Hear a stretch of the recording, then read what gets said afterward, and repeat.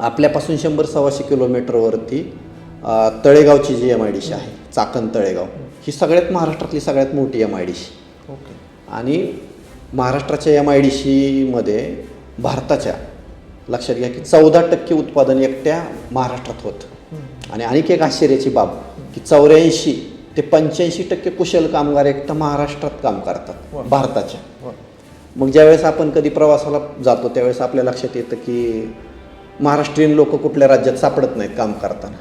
का तर त्याचं खरं कारण हे की परप्रांतीय म्हणा किंवा दुसऱ्या राज्यातून महाराष्ट्राकडे जास्त ओढा का, तर महाराष्ट्रामध्ये 66,000 हेक्टरवरती धरणमध्ये असलं शेतकऱ्याच्या घरावर नांगर, तुम्हाला MIDC मध्ये असली शेतकऱ्याच्या घरावर नांगर, दुष्काळ आला तरी ते नांगर आहेच. बरोबर.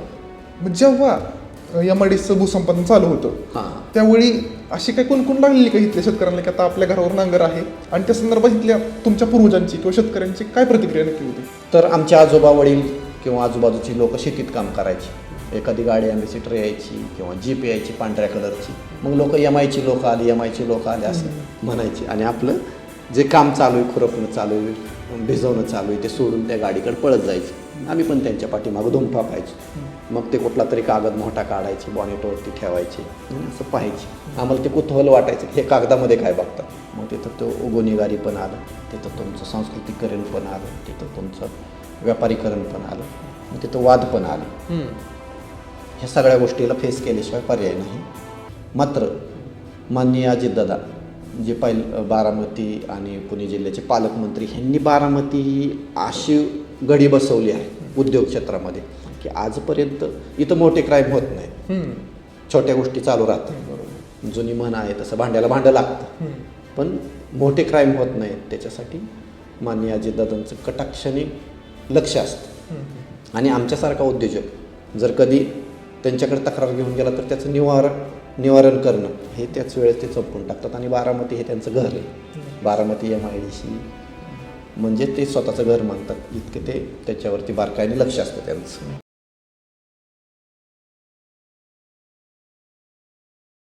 नमस्कार, मी धीरज घोरपडे. आपल्या सर्वांचं स्वागत आहे विचारमंथनवर.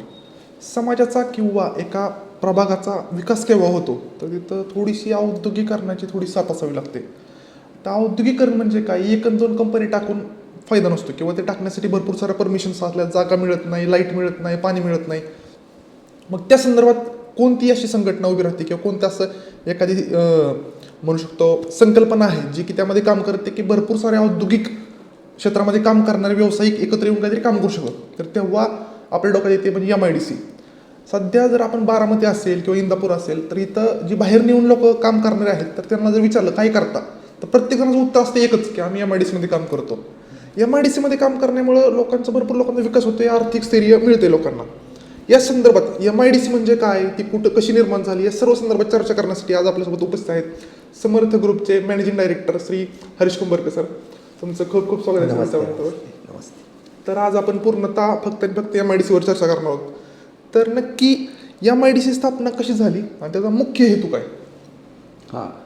कसं होतं की MIDC म्हणजे साधारण ढोबळ शब्दात सांगायचं गेलं तर उद्योगांचा समूह एका ठिकाणी असेल तर काम करायला लोकांना सोपं जातं. उद्योजकांना पण एक म्हणजे एक उद्योग हा स्वतंत्र नसतो, तो एका गोष्टीवरती एकमेकांच्यावरती अवलंबून असतो. म्हणजे कच्चा माल असेल तो पक्क्या मालात रूपांतर करणं, त्याच्यासाठी तो डिस्पॅच करणं, तो एक्सपोर्ट करणं, ह्या सगळ्या गोष्टींमध्ये बसवत असताना MIDCचा. आता तुमचा तो महत्त्वाचा प्रश्न की MIDC म्हणजे काय. खरं तर मला ते सांगायला आवडेल तुम्हाला की भारत स्वातंत्र्य झाल्यानंतर महाराष्ट्राची MIDC, आपण सध्या महाराष्ट्रावरतीच बोलू की महाराष्ट्राची MIDCचा अर्थ असा होतो की महाराष्ट्र इंडस्ट्रियल डेव्हलपमेंट कॉर्पोरेशन, ज्याला आपण शॉर्टमध्ये MIDC म्हणतो. तर MIDC ही 1962 साली तयार झाली. आणि मात्र याचा कायदा हा औद्योगिक विकास कायदा तो 1961ला आला. त्यावेळेसचे तत्कालीन मुख्यमंत्री स्वर्गीय यशवंतराव चव्हाण हे होते आणि त्यांनी ही संकल्पना आणली की महाराष्ट्रामध्ये औद्योगिक जाळं पसरलं पाहिजे, महाराष्ट्र हा समृद्ध झाला पाहिजे ह्या उद्देशाने. आता तुम्हाला सांगायला आवडेल माझ्या नॉलेजप्रमाणे 300 जवळजवळ MIDCs आहेत. जसं की आपण शेजारी आजूबाजूला बघतो की बारामती MIDC आहे, इंदापूर MIDC आहे, कुरकुमची MIDC आहे, असे 300 MIDCs आहेत. तर या 300 MIDCनी किती क्षेत्र व्यापलं असेल तर ते 66,000 हेक्टर क्षेत्र, एवढ्या क्षेत्रावरती उद्योग विस्तारलेला आहे.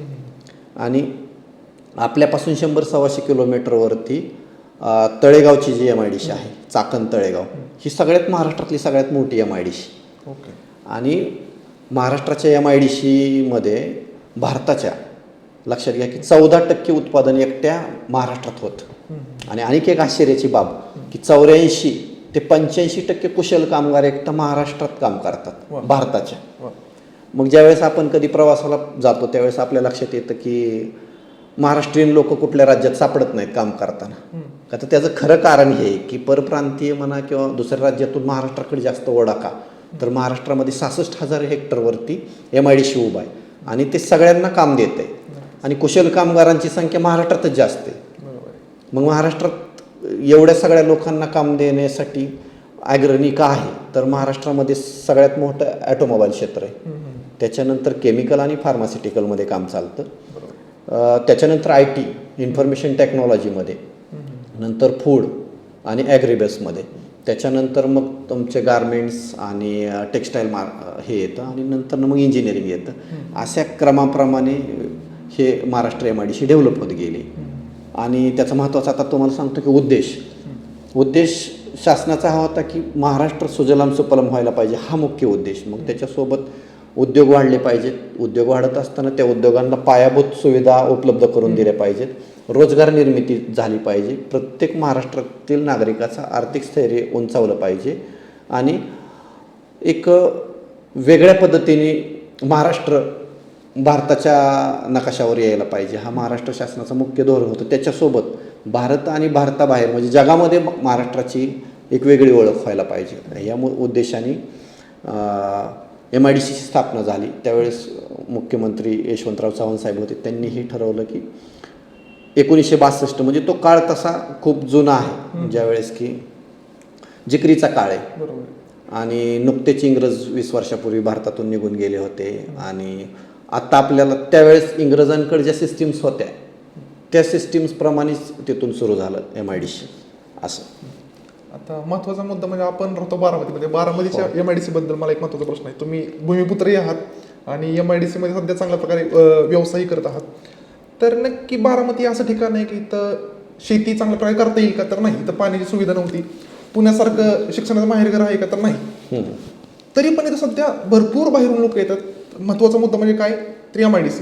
तर बारामतीची MIDC नक्की स्थापना केव्हा झाली आणि त्यामध्ये सर्वात महत्त्वाचं योगदान कोणाचं तुम्हाला असं वाटतं, कारण तुम्ही स्थानिक भूमिपुत्र आहात? हो, एक गोष्ट आणखी निदर्शनास आणायला आवडेल की बारामती MIDC तुम्ही जे म्हटलं ते अगदी खरं आहे की हा दुष्काळी पट्टा मानला जायचा. बारामतीमध्ये पाण्याची खूप कमतरता आणि ती आजही आहे. बारामती MIDCला पाणी कुठून येतं माहिती आहे का, तर ते उजनी धरणावरून येतं. इथून 20, 25, 30 किलोमीटरवरून पाणी येतं. मग एवढं होत असताना बारामती आज इतक्या प्रभावीपणे स्वतःचं नावलौकिक कमवत आहे. याचं खरं मूळ रोवलं कधी तर 1989ला भूसंपादन सुरू झालं. आणि भूसंपादन सुरू झालं 90ला. श्री SB नागेसाहेब पहिले एक्झिक्युटिव्ह इंजिनियर होते. त्यांच्या हातात बारामती MIDCची धुरा गेली आणि एक्झिक्युटिव्ह इंजिनियरनी त्या मग हा सगळा स्ट्रक्चर डेव्हलप केलं. 1990ला खऱ्या अर्थाने MIDC सुरू झाली. 89ला भूसंपादन सुरू झालं. आजच्या बारामती MIDCची खरी स्थिती अशी आहे की पूर्वी संपादन झालेलं बारामतीचं पहिल्या टप्प्यामध्ये 800 हेक्टर क्षेत्रावरती MIDC वसलेली आहे. आता गेल्या 2 वर्षापूर्वी परत भूसंपादन झालं आणि टप्पा क्रमांक 2मध्ये बारामती MIDC विस्तारित झाली. त्याचं क्षेत्र साधारण 114 हेक्टरच्या आसपास आहे. बारामती MIDCमध्ये सध्याच्या घडीला 650 रजिस्टर उद्योजक आहेत. मात्र 325 ते 330 उद्योजक हे चांगल्या पद्धतीने आपले उद्योग करतायत. काही छोटे उद्योजक आहेत, काही मध्यम आहेत, काही सूक्ष्म आहेत आणि काही मोठे उद्योजक पण आहेत. याच्यामध्ये परकीय गुंतवणुकीचा सुद्धा वाटा खूप मोठा आहे. तुम्हाला सांगायला आवडेल की सुरुवातीला आपण ISMT ही पूर्वीची कंपनी होती. त्याच्यानंतर स्ट्रायबर डायनामिक्स डेअरी ही फूड मॅन्युफॅक्चरिंगमधली कंपनी आली. त्याच्यानंतर प्याजो व्हेकल प्रायव्हेट लिमिटेड जी कंपनी आता इटालियन आहे ते ॲटोमोबाईलमध्ये काम करते. त्याच्यानंतर फेरोर इंडिया प्रायव्हेट लिमिटेड आले, ही पण कंपनी फूडमध्ये काम करते. अशा एक एक एक एक कंपनी होत गेल्यानंतर बाबा कल्याणी साहेबांच्या सहकार्यातून भारत फोर्ज कंपनी सुरू झाली. मग बारामतीचा बेस आत्ता कसा तयार झाला आहे तर या ठिकाणी ॲटोमोबाईल आहे, या ठिकाणी फूड कंपनीज आहेत, या ठिकाणी गारमेंट पण चांगलं आहे, शिक्षणाच्या रिलेटेड आता बारामती पुढे येते. आणि ह्या सगळ्याची पायाभरणी कधी झाली असेल तर ती MIDCची स्थापना झाली आणि तिथून बारामतीचं खरं वैभव वाढायला लागलं. आणि याच्यामध्ये योगदान कोणाचं असेल तर मूळ शेतकऱ्यांचं योगदान आहे. आणि बारामती MIDCमध्ये शेतकऱ्यांनी आपल्या जमिनीही पवारसाहेबांच्या शब्दावरती दिल्या.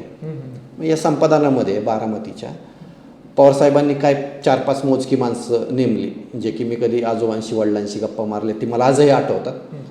पवारसाहेबांचे बंधू आप्पासाहेब पवारसाहेब यांनी पुढाकार घेतला, लोकांना जमिनी दिल्या पाहिजेत, आपल्याकडे विकासाची गरज आहे.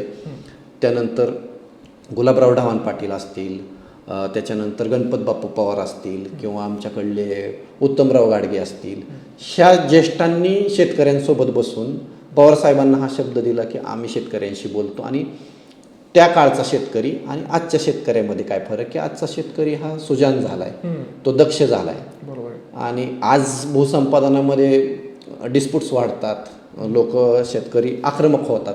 पण त्यावेळेचे शेतकरी जे होते त्यांना हे MIDC पण माहिती नव्हती खरी तर, तरी पण फक्त आपला नेता सांगतो म्हणून भूसंपादनामध्ये त्यांनी योगदान दिलं. आणि आज ही MIDC उभा राहिली, जी सक्षमपणे MIDC चालू आहे, त्याला शेतकऱ्यांचं योगदान खूप महत्त्वाचं आहे. तितकंच पवारसाहेब किंवा सर्व पवार फॅमिलींनी MIDCला लहान मुलासारखं जपलं. म्हणजे त्यावेळेस MIDC 1989-90चे ते बालपण होतं MIDCचं. आणि आज जी MIDC उभा राहिली किंवा आज जे MIDC आहे ते एकदम तारुण्यात आहे. अजूनही MIDC मॅच्युअर्ड होणार आहे, अजून याचा विस्तार वाढणार आहे असं मला वाटतं. नक्कीच. ह्या जरी MIDC बनवली म्हणलं तर पहिली गोष्ट आहे भूसंपादन. हो. त्यामध्ये काय होतं की आत्ताच्या थर्ड पर्सन व्ह्यूने जर मी बघायचं म्हटलं तर धरणमध्ये असलं शेतकऱ्याच्या घरावर नांगर, तुम्हाला MIDC मध्ये असली शेतकऱ्याच्या घरावर नांगर, दुष्काळ आला तरी ते नांगर आहेच. बरोबर. मग जेव्हा MIDCचं भूसंपादन चालू होतं त्यावेळी अशी काही कुणकुण लागलेली का इथल्या शेतकऱ्यांना की आता आपल्या घरावर नांगर आहे, आणि त्या संदर्भात इथल्या तुमच्या पूर्वजांची किंवा शेतकऱ्यांची काय प्रतिक्रिया नक्की होती? कसं होतं की त्यावेळेस माझं वय अवघं 6-7 असेल, 1990च्या दशकातली गोष्ट. आणि MIDC भूसंपादन होतंय हे घरामध्ये चर्चा व्हायची. घरामध्येच नव्हे, इव्हन त्या 2 वर्षामध्ये ज्यांच्या ज्यांच्या जमिनी भूसंपादन होणार आहेत त्या गावांमध्ये प्रांताधिकारी यायचे. त्यावेळेस वानखेडे साहेब म्हणून प्रांताधिकारी होते, ज्यांचे की प्रत्येक आदेशावरती आजही त्यांच्या सह्या आहेत. मग वानखेडे साहेब आणि त्यांच्यासोबत MIDCची टीम यायची.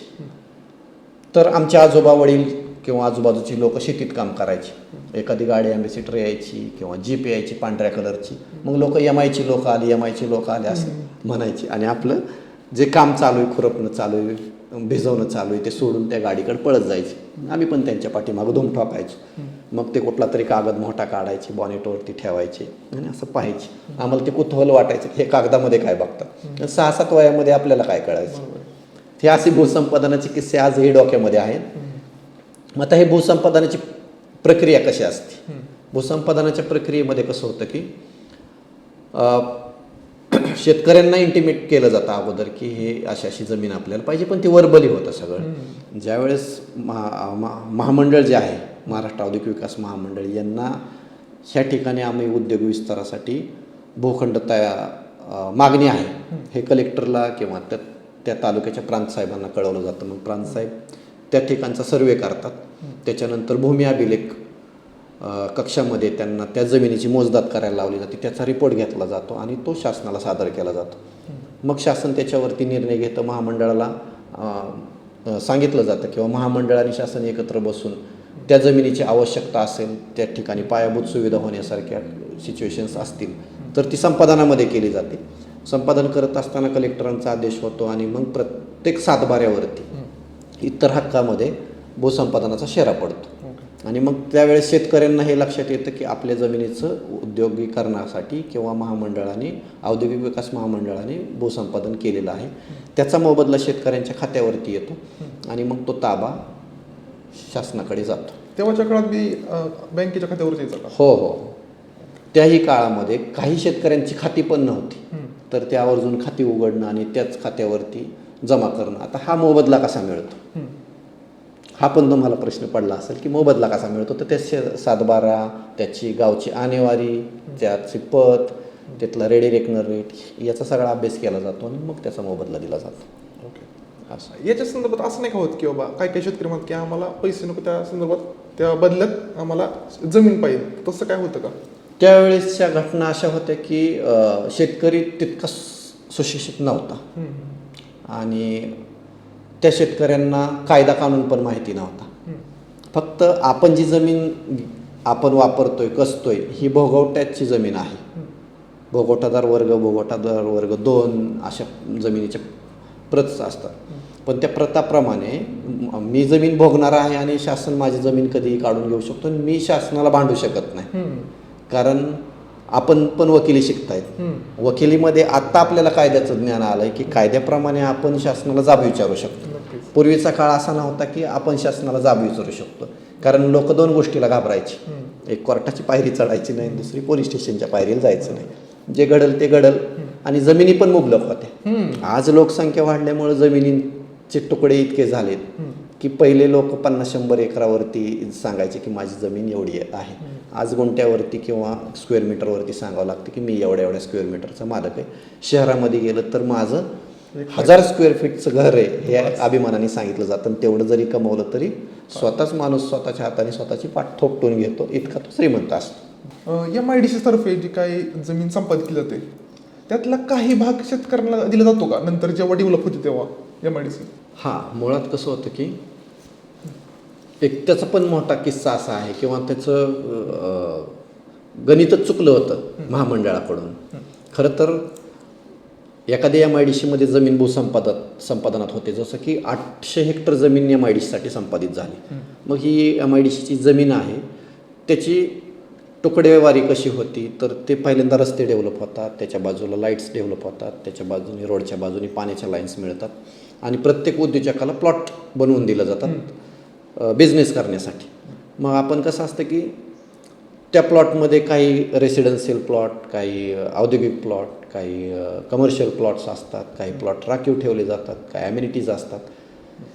हा सगळा रेशो बसून त्याचे तुकडे केले जातात. हे करत असताना एका ठिकाणी PAP plot, project affected plot असे ठेवले जायचे. म्हणजे ज्या फक्त जमीन संपादनात ज्यांच्या गेलेत त्या लोकांना 100 स्क्वेअर मीटरचा एक प्लॉट द्यायचा. आपल्याकडे 100 स्क्वेअर मीटर म्हणजे 1 गुंठा मानला जातो. आता समजा माझी 32 एकर जमीन गेली माझ्या पूर्वजांची, तर मला एकच 100 चौरस मीटरचा भूखंड मिळायचा ज्याच्यावरती मी व्यवसाय करायचा. आणि ज्या व्यक्तीची 100 चौरस मीटर जमीन भूसंपादनामध्ये गेली बघा, म्हणजे 1 गुंठाच जमीन गेली, त्याला पण एकच गुंठा मिळायचा. हे नंतर महामंडळाच्या लक्षात आलं की ही आपल्याकडची त्रुटी आहे. म्हणून त्यांनी असा निर्णय घेतला की प्रत्येक शेतकऱ्याला त्याच्या संपादित झालेल्या जमिनीचे 15% परतावा दिला पाहिजे. ओके. मग 15% परतावा दिल्यानंतर सपोज की एका गावामधली जमीन 100 एकर जमीन संपादित झाली तर त्याच्यातली 15% जमीन ही राखीव त्या जमीन संपादित होणाऱ्या शेतकऱ्यांसाठी ठेवली जाते. आता ही जमीन प्रचलित दराने परत शेतकऱ्यांनी MIDCकडून घ्यायची असते. म्हणजे मोबदला म्हणून महामंडळ शासनाकर्वे त्या शेतकऱ्याला रक्कम देऊन टाकते. त्यांची रक्कम अदा केली जाते खात्यावरती. हा त्यांचा व्यवहार संपला. शेतकऱ्यांची जमीन महामंडळाकडे वर्ग झाली प्रांताधिकारी किंवा कलेक्टर साहेबांकडून. त्याच्यानंतर शेतकऱ्यांसाठी जो राखीव 15% कोटा ठेवला आहे तो शेतकऱ्यांना आधा किंवा तो प्रदान करायची प्रोसेस काय आहे, तर शेतकऱ्यांनी परत आपली जमीन गेलेल्याचा जमीन भूसंपादित झाल्याचा दाखला घ्यायचा आणि त्याच्या 15% जमिनीचं मागणी करायची MIDCकडून. MIDCने तो रीतसर प्रचलित दराने द्यायचा. ज्या दिवशी ते 15% क्षेत्र उद्योजकाकडं किंवा ते शेतकऱ्याकडे येतं माघारी परतावा म्हणून, त्या मिळालेल्या जमिनीला MIDCची नियमावली त्या दिवसापासून लागू होती. परत जे उद्योजकांना, सर्वसामान्य उद्योजकांना आणि सगळ्याच उद्योजकांना जे नियम आहेत तेच त्या शेतकऱ्यांना लागू होतात. त्यांनी त्या भूखंडावरती बांधकाम मंजुरी घ्यायची, आपलं बांधकाम करून घ्यायचं. आपण तिथं काय उद्योग करणार आहे हे प्रोजेक्ट अगोदरच सादर करायचा. डिटेल प्रोजेक्ट रिपोर्ट असतो DPR, तो सादर करायचा आणि त्या पद्धतीने तो व्यवसाय करायचा. ही सगळ्या प्रक्रिया शेतकऱ्याला पार पाडाव्या लागतात. असा तो केस. ओके. याला परतावा आणि मोबदला ह्या दोन्हीतला फरक की परतावा जमीन च्या बदल्यामध्ये दिला जातो आणि मोबदला हा रकमेच्या स्वरूपामध्ये देऊन तो पहिला व्यवहार संपवला जातो शेतकऱ्याचा संपादनाचा. तर मला या संदर्भात अजून एक प्रश्न आहे की MIDC येते, मोठ्या प्रमाणावर भूसंपादन होतं, मोठ्या प्रमाणावर बाहेरची लोक येतात, औद्योगिकरण वाढायला सुरुवात होतं. याचा नक्की तालुक्यावर काय इम्पॅक्ट होतो? कारण बहुधा आपण पाहतो की जिथं कुठं अर्थकारण वाढतं अचानकच, बरोबर, तिथं क्राईम वाढतो किंवा मग काहीतरी अजून चळवळी सुरू होतात. खरंय. नक्की तालुक्यावर काय परिणाम पडला बारामतीवर? कसं होतं की बारामती 1990ला MIDC आले. आता आपण MIDC वरती बोलतोय म्हणून महामंडळाने औद्योगिकीकरण 1990मध्ये केलं. 90 ते 2000 पर्यंतचा काळ हा 10-12 वर्षापर्यंतचा काळ हा कोणाला काही समजत नव्हतं. मुळातच शेतकरी कष्टकरी होते पहिले, ते त्यांच्या फ्लोमध्ये चालू होते. क्राईम वाढतो किंवा एखादा माणूस सुकवतो हे कधी की तुमच्याकडे लोकसंख्येचा भार त्या जमिनीवरचा वाढतो. म्हणजे बारामतीमध्ये लोकसंख्येचा फ्लो वाढला, आर्थिक गणित पण यायला लागले, म्हणजे अर्थकारण वाढलं, तुमच्या लोकसंख्येचा भार वाढला, तुमचं औद्योगिकीकरण वाढलं, इकडं रस्त्यांचे जाळे पडले, लोकांना दळणवळण जवळ व्हायला लागलं आणि परप्रांतीय लोक पण यायला लागले. अनेक वेगवेगळ्या विचारांची एक वस्ती झाल्यानंतर तुम्हाला सगळ्याच गोष्टींना फेस करायचे. मग तिथं तो गुन्हेगारी पण आलं, तिथं तुमचं सांस्कृतिककरण पण आलं, तिथं तुमचं व्यापारीकरण पण आलं, मग तिथं वाद पण आले. ह्या सगळ्या गोष्टीला फेस केल्याशिवाय पर्याय नाही. मात्र माननीय अजितदादा जे बारामती आणि पुणे जिल्ह्याचे पालकमंत्री ह्यांनी बारामती ही अशी गडी बसवली आहे उद्योग क्षेत्रामध्ये की आजपर्यंत इथं मोठे क्राईम होत नाहीत, छोट्या गोष्टी चालू राहतात. जुनी म्हण आहे तसं भांड्याला भांडं लागतं, पण मोठे क्राईम होत नाहीत. त्याच्यासाठी माननीय अजितदादांचं कटाक्षाने लक्ष असतं आणि आमच्यासारखा उद्योजक जर कधी त्यांच्याकडे तक्रार घेऊन गेला तर त्याचं निवारण करणं हे त्याच वेळेस ते संपून टाकतात. आणि बारामती हे त्यांचं घर आहे.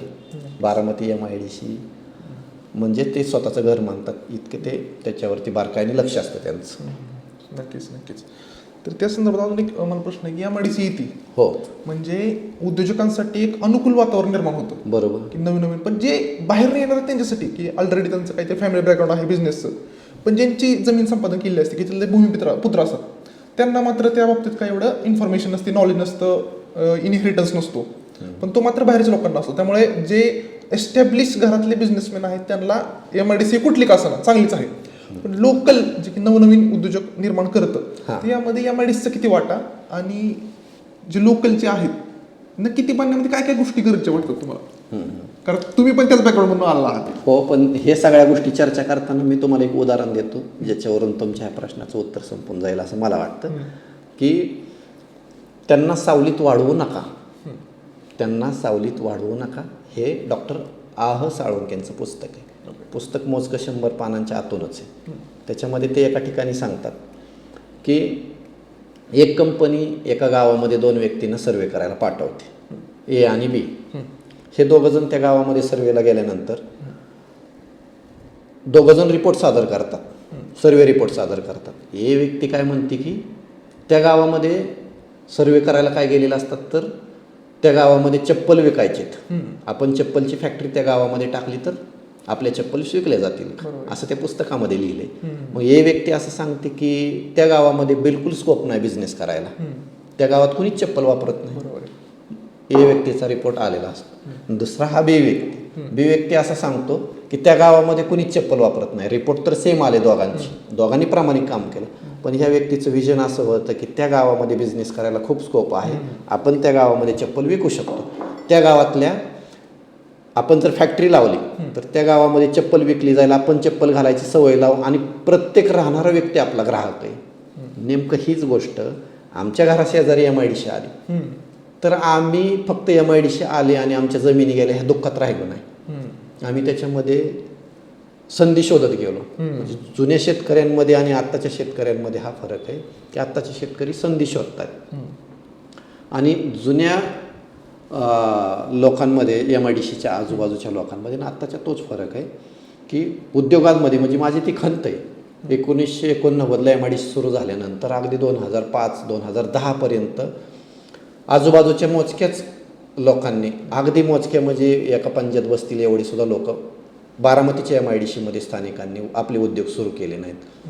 सुरुवातीला तुम्हाला सांगतो की रुई, तांदूळवाडी आणि वंजारवाडी या 3 गावाचं भूसंपादन झाल्यानंतर त्याच्या शेजारी कटफळ आणि गोजूबावी पहिल्या टप्प्यामध्ये. या गावामध्ये 5 गावांमधलं जर भूसंपादन झालं तर 5 लोकांनी तरी उद्योग सुरू करायला पाहिजे होता, पण ह्या गोष्टीकडे त्यांचा कल कमी पडला. मात्र 2010 नंतर शिक्षण बारामतीमध्ये सुरू झालं, विद्याप्रतिष्ठान आलं आणि शिक्षणाच्या वाटा खुल्या झाल्या आणि प्रत्येक स्थानिकाला पण असं वाटायला लागलं की आपण उद्योग चालू करायला पाहिजे. आणि मग आत्ता मात्र बऱ्यापैकी उद्योजक येत आहेत, पण आज स्ट्रगल करताना जास्त आहे, जास्त ताकद लावावी लागते. जसं की आपल्याला एखादी मॅरेथॉन जिंकायची तर आपण पहिल्या किलोमीटरपासून व्यवस्थित पळायला सुरुवात केली तर 42 किलोमीटर व्यवस्थित आपण पार पाडू शकतो. आणि म्हणजेच मॅरेथॉनमध्ये लवकर उतरायचं असतं आणि लवकर चालू करायची असते. आपण पहिले काही किलोमीटर्स वाट बघितली काय होतंय आणि नंतर ट्राय केलं तर नंतर आपल्याला ते सापडत नाही, म्हणजे आपलं ध्येय सापडत नाही. मग आपल्याला उद्योग करायचा आहे तर जेवढ्या लवकर उतरता येईल तेवढं लवकर उतरायला पाहिजे. याच्यासाठी मी एक पुस्तक पण रिकमेंड करेल की नवीन उद्योजक जे आहेत, मी शरद तांदळे साहेब माझे मित्रच आहेत, त्यांनी द एंटरप्रेन्योर पुस्तक लिहिलं. ते पुस्तक नवउद्योजकांनी नक्कीच वाचायला पाहिजे, ज्यांना नव्याने उद्योग करायचा आहे. इवन ज्यांनी उद्योग सुरू केला आहे त्यांनी पण वाचायला पाहिजे. काही काही घटना त्यांनी बऱ्यापैकी सांगितलेत. बीडसारख्या ग्रामीण भागामधनं येऊन त्यांनी उद्योग सुरू केला. आपल्या बारामतीमध्ये बारामतीच्या उत्तरेला ही MIDC सुरू झाली. बारामतीला खूप मोठा स्कोप आहे, अजून हे संपलंय असेतलं नाही. म्हणूनच बारामती ही आता तारुण्यात आहे, अवघ्या तारुण्यात आहे. अजून बारामती किती मोठी होईल हे तुम्हाला दिसेलच. नक्कीच नक्कीच. आता एक महत्त्वाचा मुद्दा आहे की कधीही दोन समजा एम्प्लॉयर आणि एम्प्लॉय असेल, काहीतरी त्यांची अनबन असतेच. तसंच MIDC आहे तर MIDCमध्ये उद्योजक आहेत. हे MIDC उद्योजकांचं नक्की नातं कसं असतं आणि वादविवाद कधी पाहायला भेटतात का? हां, काय होतं की शेतकऱ्यांकडनं घेतलेली जमीन ही उद्योजकांना महामंडळाकडून दिली जाते. तसा शेतकऱ्यांचा उद्योजकांचा काही संबंध नसतो. नक्कीच. शेतकऱ्यांचे वाद बांधावरून असतात, तसे उद्योजकांचे शक्यतो वाद होत नाहीत बांधावरून, त्याच्या बाँड्रीजवरून शून्य वाद होतात. मात्र कसं होतं की उद्योगाचं आणि महामंडळाचं, उद्योजकाचं आणि महामंडळाचं नातं खूप दृढ असायला पाहिजे. उद्योजकाला वारंवार महामंडळाकडे जावं लागतं. तुम्हाला मी प्रक्रिया पण सांगतो की भूखंड कसा मिळतो, मग त्याच्यावरून तुमच्या लक्षात येईल की ते नातं किती दृढ आहे. पूर्वीचं असं होतं की तुम्हाला जर उद्योग करायचा आहे तर आपण MIDCकडं अर्ज द्यायचा असतो, लेखी अर्ज द्यायचा. त्या लेखी अर्जामध्ये आपण काय करणार आहोत, मला भूखंड हवा आहे उद्योगासाठी, त्याच्यावरती डिटेल प्रोजेक्ट रिपोर्ट द्यायचा की हा उद्योग मी करतोय. मग तो उद्योग करत असताना अर्ज दिल्यानंतर MIDC त्याच्यावरती विचार करते. पूर्वीच्या काळामध्ये होतं की प्लॉट अलॉटमेंट डायरेक्ट व्हायचं, पण आता तुमचा लँड अलॉटमेंट कमिटीसमोर तुम्हाला तो उद्योग प्रेझेंट करावा लागतो. म्हणजे जसं जसं डेव्हलपमेंट होत गेलं तसं तसं प्रक्रिया पण किचकट होत गेल्या. पण त्याच्यातला साचा मुख्य असा आहे की तुम्ही 25% पैसे भरल्यानंतर तुम्हाला प्लॉट ऑफर केला जातो, राहिलेले 75% पैसे भरल्यानंतर प्लॉट अलॉटमेंट केला जातो. अलॉटमेंटनंतर त्या प्लॉटचा ताबा दिला जातो, पोझिशन लेटर मिळतं. पोझिशन झाल्यानंतर त्या प्लॉटचं उद्योजकासोबत ॲग्रीमेंट होतं, ॲग्रीमेंट टू लीज होतं, A to L. ॲग्रीमेंट झाल्यानंतर त्या उद्योजकाला त्या भूखंडावरती जे बांधकाम करायचं आहे त्याची मंजुरी MIDCकडून घ्यावी लागते. मग एक्झिक्युटिव्ह इंजिनियर्स आहेत ते त्याचा सर्वे करतात त्या भूखंडाचा आणि त्यांना मंजुरी देतात. ते मंजुरी देत असताना डेव्हलपमेंट चार्जेस घेतात, लेबर सेस घेतील, डेव्हलपमेंट घेतील. ह्याच येणाऱ्या पैशातून नंतर त्या उद्योजकाचे रस्ते डेव्हलप केले जातात, त्या उद्योजकाला 24 तास पाणी दिलं जातं, स्ट्रीट लाईट दिल्या जातात. बांधकाम मंजुरी घेतल्यानंतर त्या मंजूर केलेल्या नकाशाप्रमाणे उद्योजकाला बांधकाम करायचं असतं. हा बांधकाम पूर्ण झाल्यानंतर त्या बांधकामासाठी बिल्डिंग कम्प्लिशन सर्टिफिकेट किंवा ऑक्युपन्सी सर्टिफिकेट असतं. ते परत MIDCचा सर्वेअर येऊन व्हिजिट करतो, MIDCचा अधिकारी येऊन व्हिजिट करतो आणि उद्योजकाला बांधकाम पूर्णत्वाचा दाखला देतो. मग उद्योजकाला इथून अधिकृत त्याचा व्यवसाय सुरू करता येतो. ते व्यवसाय सुरू होण्यापूर्वीची ही प्रक्रिया सगळी. आणि मग व्यवसाय सुरू झाल्यानंतर अंतिम करारनामा असतो, जो अंतिम करारनामावरती MIDC 95 वर्षासाठी उद्योजकाला तो भूखंड वापरण्यासाठी देते. दरम्यानच्या काळामध्ये कसं होतं की तुम्हाला तो भूखंड दुसऱ्याला हस्तांतरित करायचा आहे, बँकेकडे तारण ठेवून त्याच्यावरती मॉर्गेज करायचं आहे आणि लोन घ्यायचं आहे. प्रत्येक गोष्टीसाठी उद्योजकाला MIDC ऑफिसला जावं लागतं. मग हे नातं दृढ असतं आणि महामंडळाचे अधिकारी आहेत ना, आत्ता बारामती MIDC 1989ला आल्यानंतर लँड ऑफिस एक असतं आणि सर्व्हिस ऑफिस एक असतं, जे की एक्झिक्युटिव्ह इंजिनियर एक असतो आणि प्रादेशिक अधिकारी एक असतो. मग आत्ताचे प्रादेशिक अधिकारी बारामतीचे उपजिल्हाधिकारी श्री हनुमंत पाटील साहेब आहेत, जे आपल्या सगळ्यांना ज्ञात आहेत. त्याच्यानंतर एक्झिक्युटिव्ह इंजिनियर म्हणून विजय पेटकर साहेब काम करत आहेत. तसं यापूर्वी लँडच्या संदर्भामध्ये उद्योजकाचं काय काम असेल तर त्याला मुंबई किंवा पुणे, म्हणजे प्रादेशिक अधिकारी पुण्यामध्ये बसतो आणि त्यांचं हेड ऑफिस मुंबईच्या अंधेरीमध्ये आहे. इकडं जावं लागायचं. मग आदरणीय दादा आणि बारामती इंडस्ट्रियल डेव्हलपमेंट असोसिएशन, ज्याचा मी डायरेक्टर आहे, यांच्या पाठपुराव्यानंतर आत्ता गेल्या वर्षी बारामतीमध्ये प्रादेशिक कार्यालय आलं आणि हे नातं आणखी जवळ आलं. असं या दोघांमधलं नातं आहे. आता वाद उद्योजकांचा आणि महामंडळाचा, तसा उद्योजकांचा वाद झाला किंवा महामंडळाच्या काही गोष्टी उद्योजकांना आवडल्या नाहीत, तर बारामती इंडस्ट्रियल डेव्हलपमेंट असोसिएशन ही एक बारामतीची अग्रणी असोसिएशन आहे, ज्याच्यावरती मी डायरेक्टर आहे. आमची बाकीची टीम आहे, अध्यक्ष धनंजय भाऊ जामदार आहेत. मग आम्ही काय करतो की दोन उद्योजकांचा तंटा पण मिटवतो, दोघांना समोर बसवून, किंवा उद्योजकांच्या अडचणीत त्या पण समजून घेतो. आम्ही फक्त MIDC पर्यंत ह्या पोचवत नाही, तर आम्ही लाईटचे प्रॉब्लेम असतील तर MECB किंवा डिस्ट्रीब्युशन कंपनी लिमिटेड आहे त्यांच्यापर्यंत जातो. आम्ही GST ऑफिसरपर्यंत हे वाद घेऊन जातो. पूर्वी एक्साईज होतं, फॅट होता, त्यावेळेसपासूनच्या सगळ्या गोष्टीत. मग हे असोसिएशन एक चांगलं काम करतं. त्याच्यामुळे MIDCचा म्हणजे महामंडळाचा लोड खूप कमी होतो. आपापसातले वाद पहिले असोसिएशनकडे येतात. असोसिएशन ते संपवायचा प्रयत्न करतं आणि याच्यासाठी महामंडळाच्या अधिकाऱ्यांना घेतलं जातं. पोलीस स्टेशनमध्ये पण आमच्या इंडस्ट्रियल एरियामध्ये क्राईम होतो आहे, तर ते पुराव्यासहित आम्ही सादर करतो पोलीस स्टेशनला. इवन पोलीस स्टेशनचं असं म्हणणं असतं की तुम्ही तुमच्या इंडस्ट्रीजमध्ये CCTV कॅमेरे लावतायत, तर तुम्ही रोडवर पण लावा. मग आमच्या उद्योजकांनी ही गोष्ट मानली की चला रोड साईडला पण CCTV लावू. मग त्यांचा पण भार कमी होतो, क्राईम कमी होतो. ह्या सगळ्या आयडियाज आहेत. हे एकत्र बसण्याने झाले, हे एकत्र डिस्कस केल्यामुळं झालं आणि चर्चेतून मार्ग निघतो. यावर मी आज पण ठाम आहे. तर तुम्ही इथले स्थानिक भूमिपुत्र आहात. तुम्ही MIDC आल्यापासून ती कशी बालपण पाहिलं, आता तारुण्य पाहताय, तर तुमच्या दृष्टिकोनाने एखाद्या उद्योजकाचं यश म्हणजे काय ना अपयश म्हणजे काय? कसं होतं की आपल्याकडं यश अपयश फक्त संपत्तीत गणलं जातं. मध्ये एक सयाजी शिंदेची पोस्ट, अभिनेते सयाजी शिंदे माहिती असतील तुम्हाला, त्यांची एक पॉडकास्ट ऐकली मी. त्याच्यात त्यांनी खूप भारी सांगितले की तुम्ही एका जागेवरून दुसऱ्या जागी जाणं हे पहिलं यश मानायला शिका. तुम्ही एकाच जागी स्थिर राहिला, खोतून राहिला, तर त्याला यश मानता येणार नाही. यश म्हणजे एखाद्या जागी थांबून राहणं, ते गढूळ होऊन जातं. तिथं मग ते गढूळ झाल्यानंतर तुम्ही एका जागेवर थांबल्यानंतर विचारांची पण खुंटत जातात, विचार पण, आपली प्रगती पण खुंटत जाते. तुम्ही प्रवाही राहिलं पाहिजे. मग MIDC छोट्याची मोठी होत असताना काय होतं की आपली दरवर्षीची बॅलन्स शीट फुगली पाहिजे. आपला स्टाफ आहे, कामगार आहे, त्यांची संख्या वाढली पाहिजे. आपले मशीन्स किंवा आपले ॲसेट हे वाढली पाहिजे. हे यश आहे. तुम्ही किती लोकांना काम देत होता गेल्या वर्षी, त्याच्यापेक्षा जास्त लोकांना काम देत आहे, हे यश आहे. तुमचा आज लोकसंग्रह किती आहे. नुसता लोकसंग्रह नसून तुम्ही चांगल्या लोकांमध्ये, माझे गेल्या वर्षी 10 लोकांबरोबर चांगल्या मैत्री होते, आता 15 झाले, हे पण यश आहे ना. ह्या गोष्टीला गणलं पाहिजे. आणि हे जे यश आहे ना, मी म्हणतो ते समाधान देतं.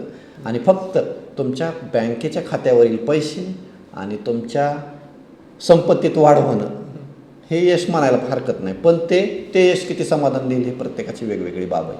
म्हणून मला असं वाटतं की सयाजी शिंदेंचं ते वाक्य परत एकदा मी रिपीट करतो की तुम्ही एका जागेवर स्थिर न राहता एका ठिकाणाहून दुसऱ्या ठिकाणी चालत राहणं हेच पहिलं यश आहे. नक्कीच. आत्ता आपण यश अपयश तर पाहिलं, पण MIDC आली यश आहे, बरोबर. पण MIDCमुळं असं वाटतं की नैसर्गिक साधन संपदा जी होती बारामतीची ती थोडीशी विस्कळीत होते, ती अपयश आहे असं वाटतंय का? नाही, नैसर्गिक साधन संपत्तीच्या बाबतीमध्ये कसं होतं की लोकसंख्येचा भार किंवा जास्त लोकसंख्या आली तर निसर्गावरती त्याचा लोड येतोच. समतोल राहायला पाहिजे. ठीक आहे, आता बारामतीमध्ये लोकसंख्येचा ओघा वाढायला लागला आहे, पण ज्यावेळेस बारामती MIDC डेव्हलप व्हायला लागली त्यावेळेस एन्व्हायरमेंटल फोरम ऑफ इंडियामध्ये सुनेत्रा वहिनींसोबत मी काम केलं आणि त्यावेळेस आमच्यासोबत त्यांचे सहाय्यक मुसळे साहेब होते. परत मध्ये एक एक्झिक्युटिव्ह इंजिनियर म्हणून रुईकर साहेब होते. आम्ही सोबत पेन्सिल चौकापासून एअरपोर्टपर्यंत रोडला दोन्ही बाजूनी झाडं लावली, जी की रोपटी लावली होती. पण आज ती येताना जाणारा प्रत्येकाला मोहून टाकतात, प्रेमात पाडतात. बरोबर. अजितदादांची पण झाडांवरती खूप प्रेम आहे. बरं, हे फक्त झाडांच्या बाबतीतलं झालं. बारामतीचे रस्ते बघा, आता रील ज्या सगळ्या भारी भारी दिसतात त्या सगळ्या मधले योगदान आहे. लोक बारामतीच्या प्रेमात पडतात. एक सर्वे झाला होता मागच्या 15 दिवसापूर्वी, ते पण तुम्हाला सांगतो. महाराष्ट्रामध्ये सगळ्यात आवडतं शहर किंवा महाराष्ट्रामध्ये राहण्यासाठी सगळ्यात आवडतं शहर म्हणून बारामतीचं नाव अग्रणी आहे. हा सर्वे आणि त्याच्या न्यूज पण तशा झाल्या होत्या. तर हे कशामुळं, म्हणजे MIDC पण आहे, मग नैसर्गिक साधन संपदा संपली नाही ना. इथं प्रत्येक झाडाला आळं केलं जातं, इथं ट्री गार्ड लावलं जातं, त्याला पाणी सोडलं जातं. हे बारामतीचं यश आहे. इथं पवारसाहेबांचा पण किस्सा सांगतो, अचानक आठवला म्हणून. आम्ही सिटी इन हॉटेलच्या एका कार्यक्रमामध्ये होतो आणि पवारसाहेब अनपेक्षितपणे पोर्चमध्ये आले. आम्ही जाऊन पवारसाहेबांना नमस्कार घातला आणि आम्ही बारामतीतील उद्योजक आहोत म्हणून 3-4 जणांनी आमची ओळख करून दिली. मग पवारसाहेबांनी काय विचारलं, 3 प्रश्न महत्त्वाचे विचारले की बारामतीमध्ये उद्योग व्यवस्थित चालू आहेत का. आम्ही सकारात्मक सांगितलं की चालू आहे, तुम्हाला काय अडचण असेल तर मला कळवा. म्हणजे हे पाठीवरती थाप आहे किंवा आपल्या पाठीमागे भक्कम कोणतरी उभा आहे हे. आणि तिसरी गोष्ट, बारामतीच्या आजूबाजूच्या लोकांना त्रास होणार नाही, बारामतीची नैसर्गिक संपदा खराब होणार नाही, ह्या गोष्टीवर काम ठेवून, हे लक्ष ठेवून तुम्ही तुमचा उद्योग मोठा करा, हा त्यांनी सल्ला दिला होता. मग आम्ही पण आता कसं होतं की रस्त्याच्या बाजूला कचरा टाकायचा नाही, याच्यासाठी आमचं असोसिएशन काम करतं. कचरा टाकला तरी तो गोळा करायचा, याच्यासाठी आमच्याकडं असोसिएशन काम करतं. आणि बारामतीचा परत एकदा जरी सर्वे केला तरी एअर पोल्युशन, वॉटर पोल्युशन किंवा नॉईज पोल्युशन याच्यामध्ये खूप कमी, अगदी ना की बरोबर आहे. बारामतीमध्ये पोल्युशन खूप कमी आहे. जसं की क्राईम कमी आहे तसं हे पोल्युशन पण कमी आहे. शिवाय काही फॅक्टरीज बारामतीमध्ये येत असताना स्थानिक तिथली संपदा चेक करून येतात आणि केमिकल झोन नाही आहे बारामती, हे विशेष. त्याच्यामुळे इथं कसल्याही प्रकारचा वाईट वास येत नाही आणि कुठल्याही प्रकारची दुर्गंधी येत नाही. हवेमध्ये पोल्युशन खूप कमी आहे. या सगळ्या गोष्टी त्याच्यामुळं नैसर्गिक संपदेला धोका पोचला नाही. मुळातच बारामती MIDCला उजनीवरून पाईपलाईनद्वारे पाणी येतं आणि पाण्याची कमतरता असल्यामुळं पाणीसुद्धा व्यवस्थित वापरलं जातं. नक्कीच. म्हणजे बारामतीचा नैसर्गिक संपदेचा त्रास झाला नाही, कारण इथं उद्योगाचा तर विचार केलाच, पण त्याचसोबत उद्योगात काम करणारे लोक आणि निसर्ग तिन्हीचं डोक्यात ठेवूनच साहेबांनी हे सगळं चालवलंय. हां, आणि आत्ता बारामती कुठल्या क्षेत्रामध्ये पुढे येते, तर शिक्षण क्षेत्रामध्ये पुढे येते बारामती. आणि पर्यटनामध्ये सगळ्यात महत्त्वाचं की आता बारामती तुम्ही जर चेक केलं तर नवीन प्रोजेक्टमध्ये आले तर उद्योजक अदानींनी गेल्या 15 दिवसापूर्वीच AI कॉलेजचं उद्घाटन केलं. 1 वर्षापूर्वी मेडिकल कॉलेज सुरू झाले. आत्ता आपल्याकडे कॅन्सर हॉस्पिटल चालू होतं आहे. ESIC हॉस्पिटल पुढच्या वर्षी चालू होतं आहे. STचं वर्कशॉप चांगलं होतं आहे बारामतीमध्ये. हे आत्ता अपकमिंग एवढ्या 2 वर्षातले अपडेट आहेत. याच्यानंतरची यापूर्वीची तर बारामती आपण पाहिली आहेत कशी डेव्हलप होते इथे. हे बारामतीचं यश आहे, इथल्या लोकांचं पण यश आहे. याच्यावरती प्रेम करणं, बारामती शहरावरती प्रेम करणं, MIDCवरती प्रेम करणं, ह्या गोष्टी जमल्यामुळे हे सगळं भरभरून यायला लागले. त्याचा वेगळी अनुभूती यायला लागली आणि त्याचा चांगला अनुभव यायला लागला. नक्कीच. तर MIDC बद्दल आपण बोलतोय की तुम्ही आता म्हणत होता की बालपण तुम्ही पाहिलं MIDCचं आणि आता तारुण्य वयात आहे, तर तुम्हाला काय वाटतंय की आत्ता बारामतीमध्ये अजून MIDC व्याप्ती वाढेल का, आणि उद्योजकांचं काय भविष्य दिसतं तुम्हाला बारामती MIDC मधल्या? आपण बघतायत की 90 ते 2025 एवढ्या साधारण 35 वर्षाची MIDC आहे. 35 वर्षानंतर आज जर बारामती MIDCमध्ये तुम्ही फिरून आले म्हणजे बरेच व्हिजिटर्स येतात, त्यांना कळतं की 35 वर्षाचं म्हणजे जास्त वय नाही आहे. पहिले 10 वर्ष तर सोडून द्या की ते सगळे डेव्हलपमेंट्सच चालू होते. बारामती शहरापासून पूर्व, पश्चिम आणि दक्षिण हा थोडा कॅनॉल गेल्यामुळं बागायती भाग होता, मात्र उत्तर भाग हा पूर्ण दुष्काळी होता. बरोबर. या लोकांना 6 महिन्या बारामती शहरामध्ये काम करायला जायला लागायचं. या ह्याच्यामध्ये बारामतीच्या उत्तरच्या भागामधल्या शेतकऱ्यांना फक्त 6 महिने शेतीत काम असायचं. मात्र बारामतीची स्थिती जी बदलत गेली ती उत्तरेच्या दिशेने वाढत वाढत गेली. जर उत्तरेकडे आपण पाहिलं तर भीमा नदीपर्यंत अजूनही तुम्हाला स्कोप आहे. भीमेपर्यंत तुम्ही बारामती वाढवू शकता. मग बारामतीचं पेन्सिल चौक, MIDC, टप्पा क्रमांक 2 असा उत्तरेच्या दिशेने वाढायला खूप स्कोप आहे. म्हणजेच मला हे तुम्हाला अधोरेखित करून सांगायचं की जमीन बारामतीमध्ये डेव्हलपमेंटसाठी कमी नाही आहे. आणि दुसरी गोष्ट हे की पुरंदर विमानतळ असेल, त्या पुरंदर विमानतळाचा खूप मोठा म्हणजे प्रभाव बारामतीवरती पडणार आहे. ते नेमकं 50-60 किलोमीटरवरतीच येतं. बरोबर. हे वाढवण्यासाठी चांगलं, इथलं वातावरण चांगलं आहे. या बारामतीचा क्राईम रेट खूप कमी आहे. सकारात्मक लोक आहेत बारामतीमध्ये. तुमची अडवणूक केली जात नाही. बारामतीमध्ये तुम्हाला उद्योग विस्तारासाठी चांगलं अनुकूल वातावरण आहे. आणि याचा बेनिफिट म्हणून उद्योग व्याप्ती वाढू शकते. अजूनही बारामती MIDC टप्पा क्रमांक 3 साठी अनुकूल वातावरण निर्माण करत आहे. येणाऱ्या उद्योजकांना किंवा नव उद्योजकांना तो एक आशेचा किरण आहे असं मला वाटतं. नक्कीच. आणि भविष्य काय वाटतं इथल्या उद्योजकांचं? भविष्य दांडगच आहे. बारामतीमध्ये आता पुरंदर एअरपोर्ट झालं किंवा आपल्या जुनं जे एअरपोर्ट आहे जिथं आता रेडबर्ड आणि कार्व्हर एव्हिएशन अशा 2 संस्था ट्रेनिंग देतात. इथं नाईट लँडिंग पण सुरू होते.